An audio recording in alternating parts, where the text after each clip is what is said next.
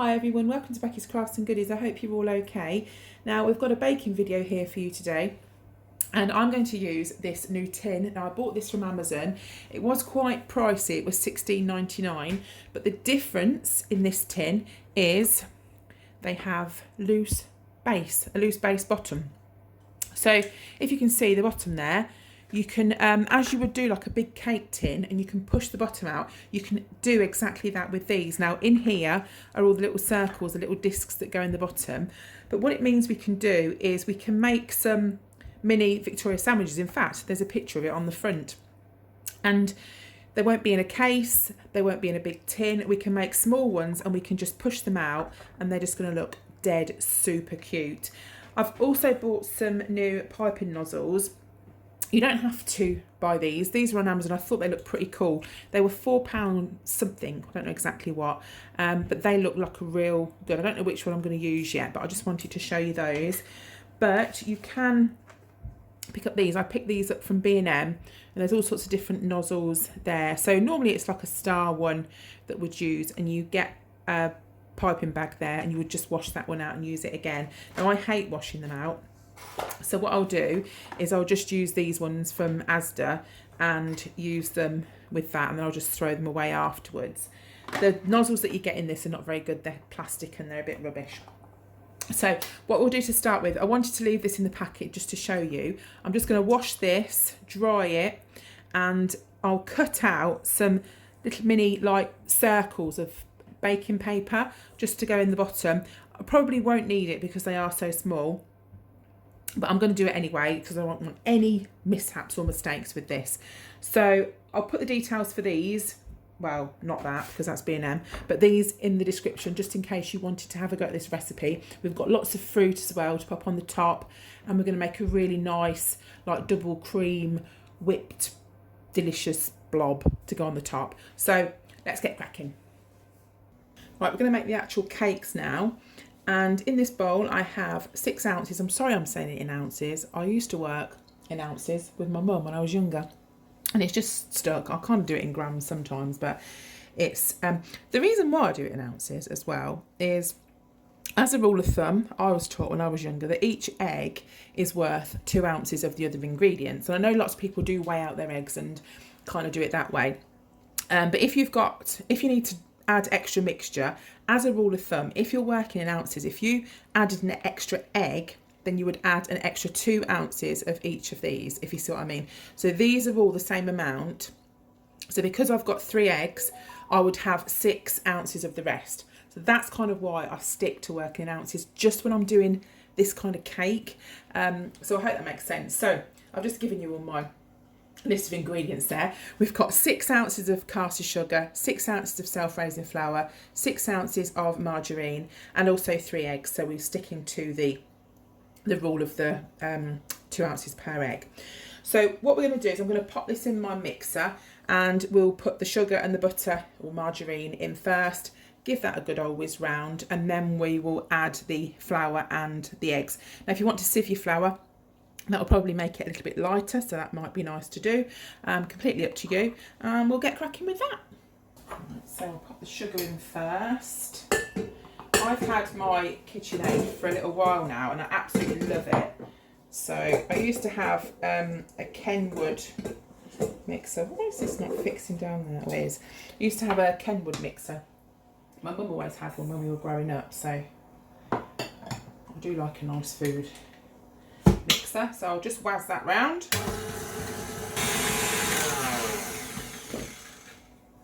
Well, I don't always do it, but I'm going to sieve it today. I'm going to be profesh.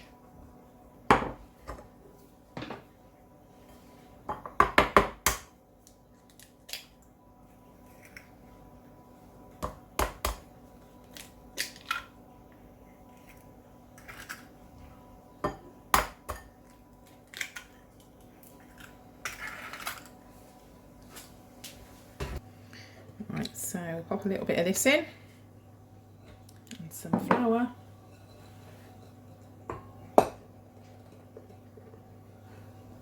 Mix it round.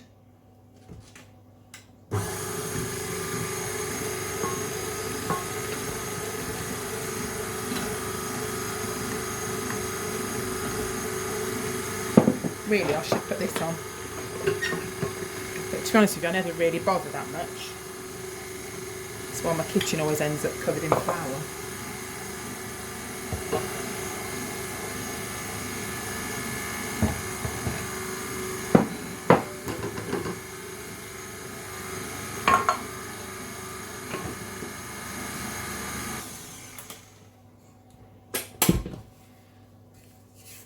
Scrape the bits down from the outside. Now, if you find you need more, you see, I never used this tin before, so I'm guessing at like a 6 ounce mixture. It might need 8 ounce, I'm not sure. If I haven't got enough, then I'll just do an extra like 2 ounces. Got most of it on my spatula there, let's get that off.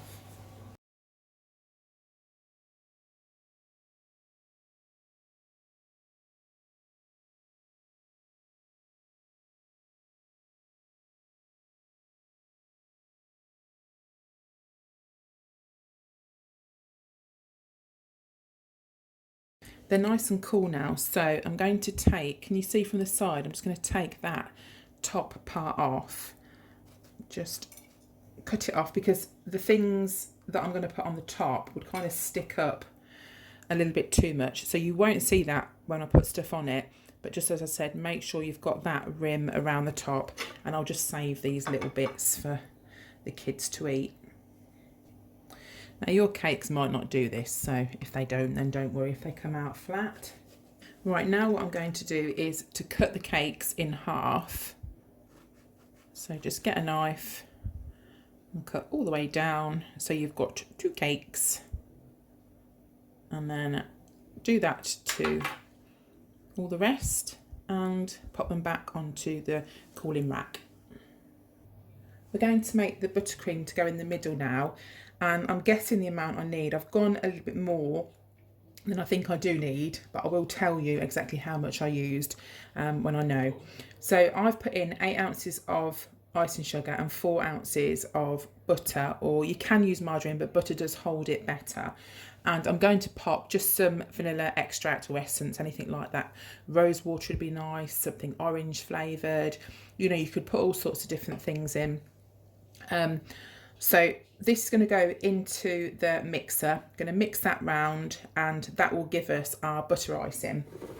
And I'm going to then put that into these piping bags. Now I've got 2 piping bags ready. These are the new tips that I bought from Amazon, and I've decided to use these 2. I'm going to use that one there in the middle, and I'm going to use that one for the top of the cake. So I'll just make up the butter icing now. And then what we're going to do is to put some jam and butter cream inside the cakes.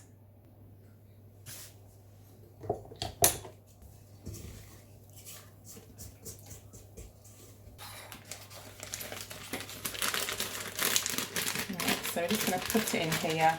I know some people say you can rest these in cups and things, but I never bother. I just put it straight in. I've just got some normal strawberry jam, nothing fancy. I'm going to spoon some. Now I don't know how much I'm going to use, but I'm just going to put some in this bowl, and I'll show you how much to put on. So give it a mix round just to make it a bit softer.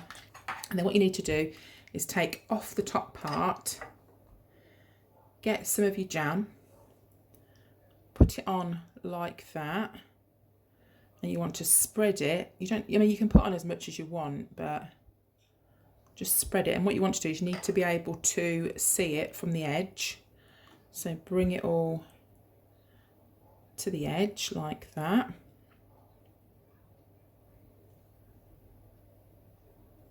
And then what we're going to do is we've got our piping bag that I've put the mixture that we've just made in, and I'm going to pipe some little, like, I don't know what you'd call them, blobby things.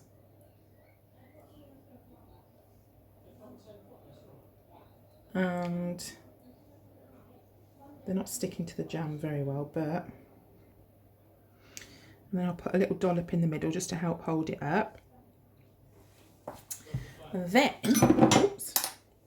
then we will put this part on the top, but don't squash it down too much. So I'm just going to lift it up because you've not got a very good angle. And that is what it looks like from the side. So I'm going to do all the rest of them, but be dead careful because it's really kind of soft and delicate. So I'll do all of the rest and then we'll do the topping.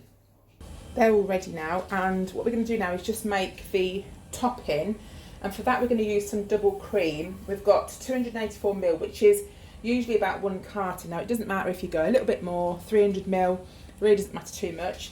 And we're going to use 2 tablespoons of icing sugar as well. We're going to pop that into our mixer and give that a whirl round. Now I've heard some people put mascarpone cheese in. I've heard that they put like corn flour, but I think that it should be just fine just with the icing sugar. Incidentally, the cream I'm using is just normal double cream. That's all that is. And you can flavour this as well if you want to. You could put like the rose water or anything in that, that would be fine. Let's put these in. And then we need to whip this. Be careful not to whip it too much because it'll go like cheese. Right, I think we're about there now. Just be really careful because it will curdle really quickly. So that's my mixture, and what I'm going to do is just put that into this piping bag, you know, that I was telling you about earlier on with that nozzle, and then we'll pipe some on the top. You can, if you want to, actually use this in the middle as well. If you didn't want to do the buttercream, you could do this and do this for the middle and the top. So what we're going to do now is we are going to pipe on the top a nice swirl like that, and we'll do that on all of them.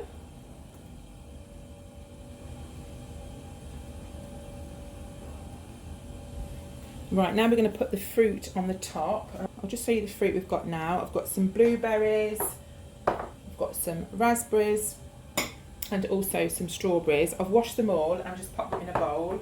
And I've also got some mint. All I did was put this in some water to wash it and then just dried those as well. So I washed and dried all of the fruit.